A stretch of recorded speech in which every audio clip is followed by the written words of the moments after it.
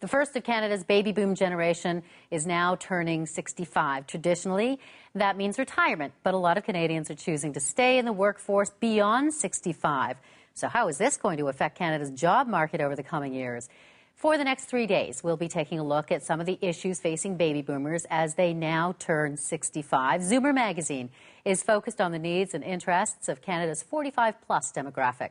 Znaimer is the founder of Znaimer Media, and right now he's here in our studio. And the man who coined the phrase, Zoomer, which is... a boomer with zip. Somebody like you, Beverly. Yeah, but I'm on the really younger side, right? So when you talk about wanting to stay, I mean, we live with this ideal that we want to work so that we can retire.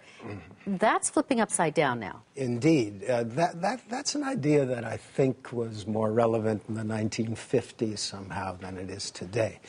The image of paradise at the end of a work life of drudgery was that you got to retire. And today people understand that the best way to keep going is to keep going. And there's a financial concern there too for people that want to, work past 65. Yes. The core of this discussion has to do with the miracle of increased longevity. So for all of human history, we've fought to increase lifespan, right?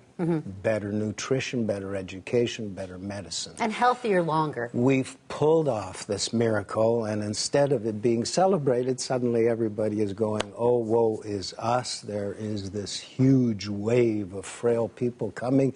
They're going to break the bank. They're going to destroy our health system, and it really is schizophrenic instead of celebrating this as good news. So the reason some people have to keep working, to get back to your question, is that they haven't contemplated this extra 20 years of life that we've been granted really in the last 50. We've gained 20 years of life expectancy in the last 50. That, I think, is great news, but you need more money to live longer, That's exactly right. So I'd say half of our Zoomer cohort are working more because they need to work more.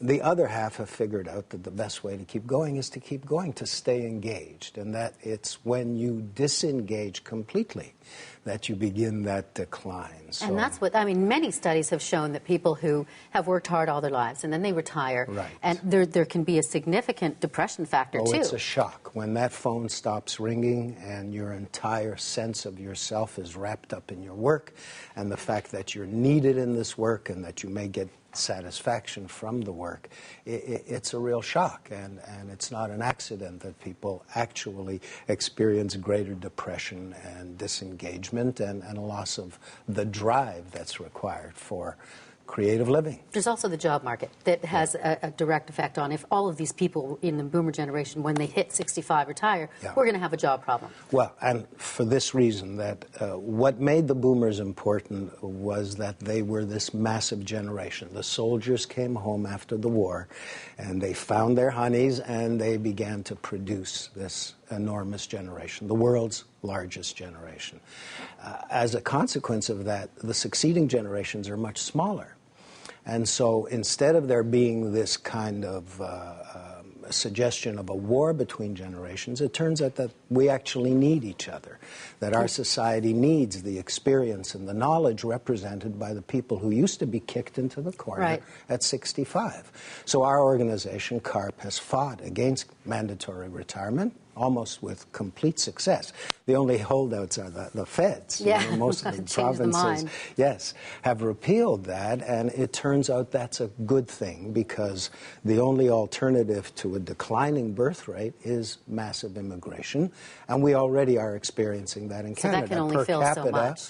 Canada is taking, I think, the most number of immigrants of any nation on the planet. So it is symbiotic, therefore, that those people who want to keep working because they either need the money or because they want the satisfaction are helpful to our economy. Which is what CARP is all about, and which is what your magazine, Znaimer, this is the latest issue? Yes. It's on the stands right now? Yes, this is the happiness issue. This is the body, mind, and spirit issue. Deepak Chopra on the cover.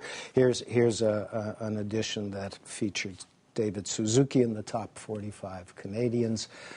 It's an extremely successful magazine at a time when most magazines are actually in decline, because I think we've touched a chord.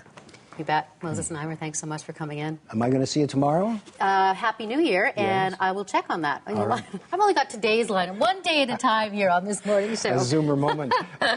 That's true. I can blame that. Thank you. For more information on Zoomer Magazine, go to our website, canadaam.ctv.ca. Tomorrow, our series will continue. See, here we go, with a look at some of the healthcare issues facing the boomer population.